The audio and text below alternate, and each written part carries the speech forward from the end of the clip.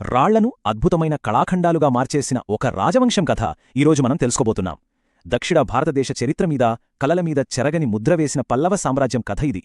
వీళ్లు కేవలం పాలకులు మాత్రమే కాదు, అసాధారణమైన కళాకారులు. ఒక్కసారి ఆలోచించండి, 1300 సంవత్సరాల క్రితం ఒకే ఒక కొండరాయిని ఒక అద్భుతమైన గుడిగా మార్చడం సాధ్యమా? ఈ ప్రశ్న వినడానికే ఆశ్చర్యంగా ఉండొచ్చు, కాని ఇదిగో ఈ రాజవంశం యొక్క గొప్పతనానికి ఇదే నిదర్శనం. ఆ ప్రశ్నకు సమాధానమే ఇదిగో మామల్లపురంలోని ఈ షోర్ టెంపుల్.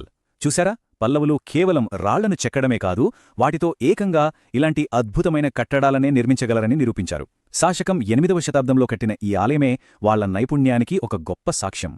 సరే, ఇంత గొప్ప కళా నైపుణ్యమున్నా ఈ పల్లవులు అసలు ఎవరు, ఎక్కడినుంచి వచ్చారు, వాళ్ల మూలాల వెనుకున్న మిస్టరీ ఏంటో ఇప్పుడు చూద్దాం. చూడండి, పల్లవుల పుట్టుక గురించి రకరకాల వాదనలున్నాయి.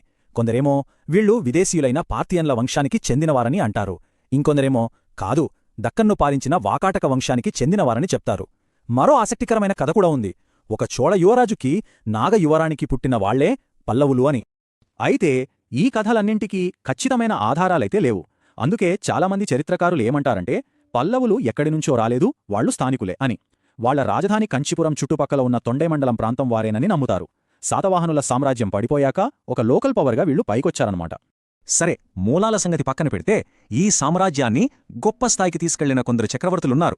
ఒక చేత్తో కత్తిపట్టి మరో చేత్తో ఊలిపట్టి చరిత్రను మలుపు తిప్పిన ఆ గొప్ప రాజుల గురించి తెలుసుకుందాం. ఈ లిస్ట్లో మనకు మొదటగా కనిపించే పేరు మొదటి మహేంద్రవర్మ. ఇతనుకో బిరుదుంది, విచిత్రచిత్త, అంటే వింతైన ఆలోచనలున్నవాడు అని. ఎంత కరెక్ట్గా సరిపోయిందో చూడండి పేరు. అతని పాలన ఒక రకంగా విచిత్రమే.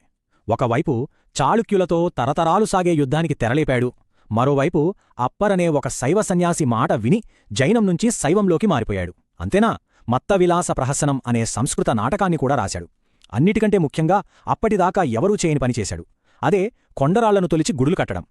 అతని ఆలోచన ఎంత విప్లవాత్మకమైనదో చెప్పటానికి ఈ ఒక్క శాసనం చాలు. మండగపట్టు శాసనంలో ఏముందంటే ఇటుక, కలప, లోహం, సున్నం ఇవేవీ వాడకుండా బ్రహ్మ, విష్ణువు, శివుడి కోసం ఒక గుడి కట్టబడింది. అప్పట్లో ఇది ఎంత పెద్ద అద్భుతమో కదా. మహేంద్రవర్మ తర్వాత వచ్చిన అతని కొడుకు మొదటి నరసింహవర్మ. ఇతని బిరుదు మామల్ల, అంటే గొప్ప మల్లయోధుడు అని అర్థం. పేరుకి తగ్గట్టే తండ్రి ఓటమికి ప్రతీకారం తీర్చుకోవాలనే పట్టుదలతో ఉండేవాడు. ఇక ఇతని సైనిక విజయాల గురించి చెప్పాలి. మణిమంగళం దగ్గర చాళుక్యులని చిత్తుగా ఓడించాడు. అక్కడితో ఆగాడా? లేదు, వాళ్లని తరిమి తరిమి కొట్టి వాళ్ల రాజధాని వాతాపిని సర్వనాశనం చేశాడు. అందుకే ఇతనికి వాతాపికొండ అనే పేరు వచ్చింది. అంతటితో ఆగకుండా శ్రీలంకలో ఒక యువరాజుకి సింహాసనం తిరిగి దక్కేలా చేయటానికి తన నౌకాదళాన్ని కూడా పంపాడు. యుద్ధాల తర్వాత ఇప్పుడు కథ శాంతియుత వాతావరణంలోకి మారుతుంది. ఈయన రెండవ నరసింహవర్మ, రాజసింహుడు అని కూడా పిలుస్తారు. ఇతని కాలంలో యుద్ధాల కన్నా కళలకే ఎక్కువ ప్రాధాన్యత దక్కింది. రాజసింహుడి కాలం చాలా ప్రశాంతంగా గడిచింది. ఈ సమయాన్ని అతను కళల కోసం ఉపయోగించుకున్నాడు. మనమీరోజు చూసే గొప్ప ఆలయాలను నిర్మించింది ఇతనే. వ్యాపారాన్ని పెంచడానికి చైనాకి రాయబారులను పంపాడు. ప్రఖ్యాత సంస్కృత పండితుడు దండిన్ కూడా ఇతని ఆస్థానంలోనే ఉండేవారంటే ఇతని పాలన ఎంత గొప్పగా సాగిందో అర్థం చేసుకోవచ్చు. గొప్ప రాజులు, అద్భుతమైన కట్టడాలు, అంతా బాగుంది. కాని ఇంత పెద్ద రాజ్యాన్ని వాళ్లు ఎలా పాలించారు? వాళ్ల అడ్మినిస్ట్రేషన్ సిస్టమ్ ఎలా ఉండేది? ఆ విషయాలు చూద్దాం. వాళ్ల పాలనలో ఒక ముఖ్యమైన పదం బ్రహ్మదేయ, అంటే రాజులు బ్రాహ్మణులకి పన్నులు లేని భూమిని దానంగా ఇచ్చేవాళ్లు. ఈ భూములను ఆలయాల నిర్వహణకు, విద్యాకేంద్రాలుగా ఉపయోగించేవాళ్లనమాట. మరి ప్రభుత్వానికి డబ్బు ఎలా వచ్చేది? ప్రధాన ఆదాయం భూమిసిస్తే. కాని బ్రాహ్మణులకిచ్చిన బ్రహ్మధేయ భూములమీద, గుడులకిచ్చిన దేవదాన భూములమీద పన్ను ఉండేది కాదు. వ్యాపారులు, చేతివృత్తుల వాళ్ల దగ్గర నుంచి కూడా పన్నులు వసూలు చేసేవాళ్లు. ఇక పల్లవుల గురించి చెప్పేటప్పుడు అస్సలు మిస్ చేయకూడనిది వాళ్ల వారసత్వంలో అత్యంత ముఖ్యమైనది వాళ్ల వాస్తుశిల్పం.